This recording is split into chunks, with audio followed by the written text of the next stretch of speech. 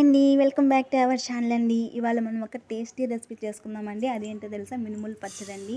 ఇలా బయట కూడా 2 డేస్ వరకు స్టోర్ ఉంటుంది, వాటర్ వేయకుండా, టమోటా ఏం కాబట్టి.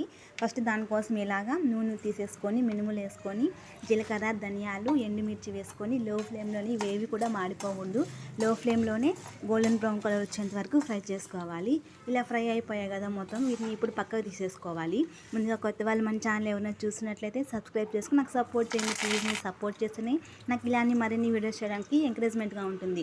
ఇప్పుడు పోపు కోసం మన ఆయిల్, ఆవాలు, కరివేపాకు, వెల్లుల్లి వేసేసి జీలకర్ర వేసేసి పక్కన పెట్టుకోవాలి. ఇప్పుడు మనం ముందుగా వేయించుకున్న దాంట్లో కొంచెం సాల్ట్, కొంచెం చింతపండు వేసేసి కొంచెం మరీ నున్నగా కాదు, కొంచెం కచ్చా పచ్చిగా అలా గ్రైండ్ చేసుకొని మనం ముందుగా ఇలా పోపు పెట్టుకున్న దాంట్లో ఆ మిశ్రమాన్ని వేసేసి కలిపేసుకొని పచ్చి ఉల్లిపాయలు వేసుకొని తింటే, వేడివేడి అన్నంలో నెయ్యి వేసుకొని తింటే చాలా బాగుంటుంది. ఒకసారి